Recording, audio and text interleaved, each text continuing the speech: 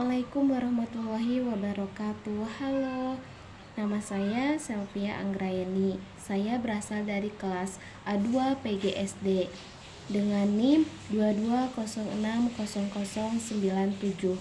Di sini saya akan menjelaskan mengenai materi PKN pada kurikulum Merdeka untuk kelas 4 pada unit 1 dengan tema Pancasila sebagai nilai kehidupan.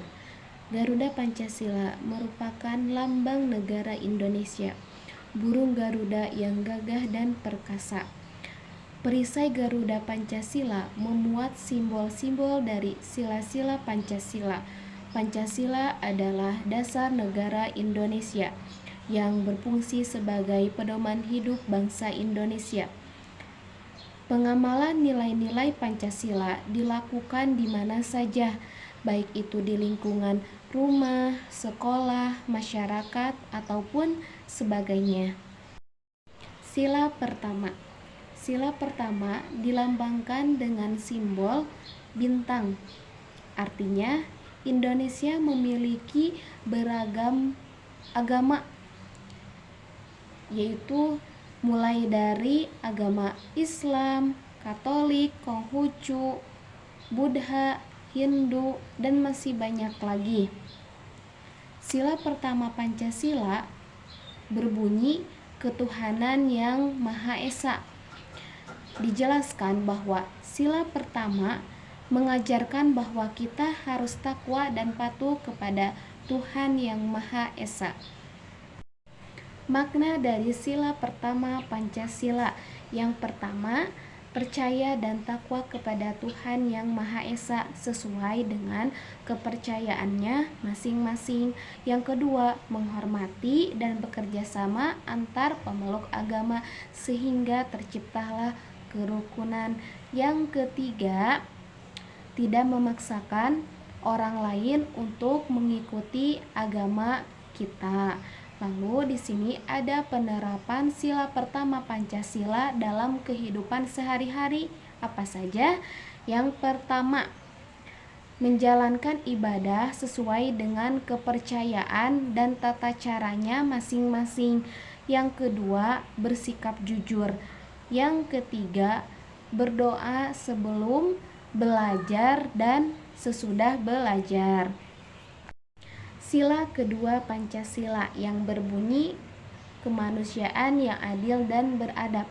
Sila kedua Pancasila ini dilambangkan dengan simbol rantai. Rantai yang disusun atas gelang-gelang kecil ini menandakan hubungan manusia satu dengan manusia lainnya. Mata rantai yang berbentuk persegi itu melambangkan laki-laki, mata rantai yang berbentuk lingkaran itu menandakan perempuan. Jadi baik perempuan maupun laki-laki kita harus tetap bersatu dan saling membantu agar menjadi kuat seperti rantai. Makna dari sila Pancasila yang kedua yaitu yang pertama, mengakui persamaan hak dan persamaan kewajiban antar sesama manusia. Yang kedua, saling mencintai antar sesama manusia. Yang ketiga, berani membela kebenaran dan keadilan. Contoh penerapan pada sila kedua Pancasila pada kehidupan sehari-hari. Apa saja? Yang pertama, membantu teman yang sedang mengalami kesulitan. Misalnya ada teman yang kesulitan belajar. Nah, kita sebagai teman yang baik dan paham akan pelajaran tersebut, maka kita harus membantunya dengan ikhlas. Lalu ada juga mengakui persamaan derajat hak dan kewajiban, baik itu di dalam rumah maupun di luar rumah. Ada juga peduli terhadap orang sekitar kita. Sila ketiga Pancasila.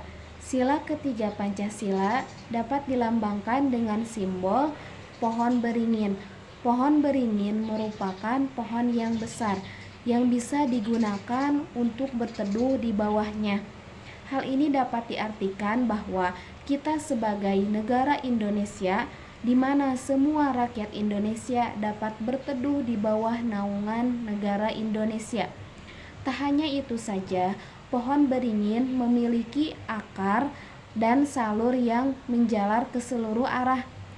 Artinya, keragaman suku bangsa yang mengatur di bawah nama Indonesia. Sila ketiga Pancasila mengandung nilai persatuan Indonesia. Artinya, walaupun kita berbeda-beda agama, suku, ras, budaya, kita harus saling menjaga kesatuan yang utuh. Makna dari sila ketiga Pancasila apa saja? Yaitu yang pertama, menjaga persatuan dan kesatuan NKRI. Yang kedua, rela berkorban demi negara. Yang ketiga, cinta tanah air.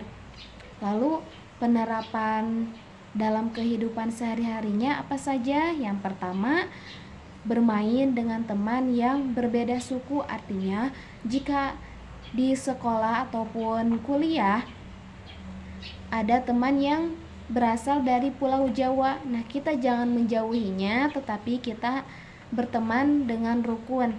Yang kedua, mau menerima kekurangan teman. Walaupun teman kita memiliki kekurangan, kita tidak boleh menjauhinya ataupun memusuhinya, tetapi kita harus saling melengkapi. Yang ketiga, bergaul dengan teman dan tidak saling mengejek dan membedakan antara suku, agama, ras, dan golongan.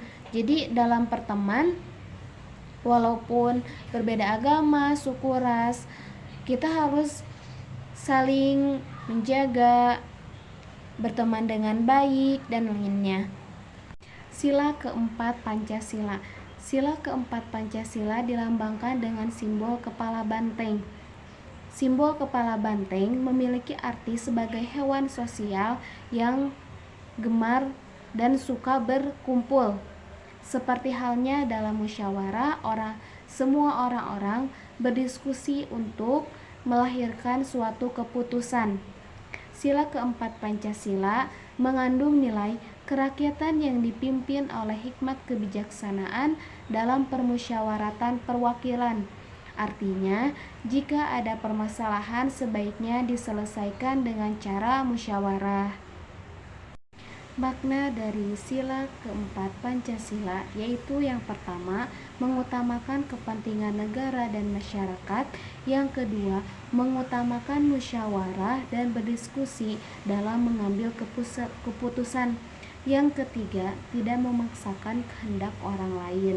Lalu, contoh penerapannya dalam kehidupan sehari-hari apa saja? Yang pertama, ikut memilih dalam pemilihan ketua kelas, atau contohnya seperti dalam pemilihan ketua OSIS, KM, dan sebagainya.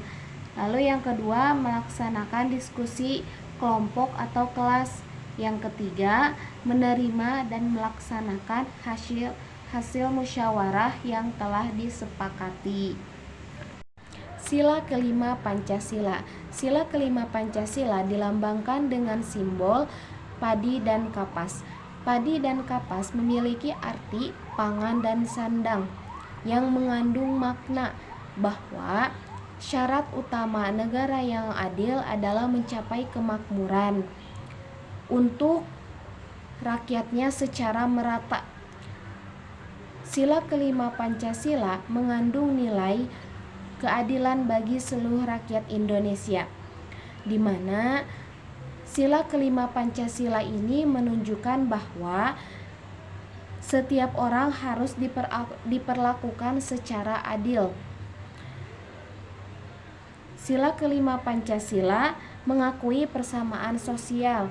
Jadi tidak ada perbedaan status sosial antara orang tersebut dengan yang lainnya. Makna dari sila kelima Pancasila yang pertama yaitu menghormati dan menghargai hak-hak orang lain. Yang kedua, membantu sesama. Yang ketiga, adil terhadap sesama. Contoh penerapan sila kelima Pancasila dalam kehidupan sehari-hari apa saja? Yang pertama, rajin sekolah dan giat belajar. Yang kedua, berbagi makanan secara adil. Yang ketiga, mengembangkan silaturahmi dan kegotong royongan baik di lingkungan keluarga, rumah, sekolah maupun masyarakat. Baik, itu saja yang bisa saya sampaikan, kurang lebihnya mohon dimaafkan. Wabillahi taufiq walhidayah. Wassalamualaikum warahmatullahi wabarakatuh.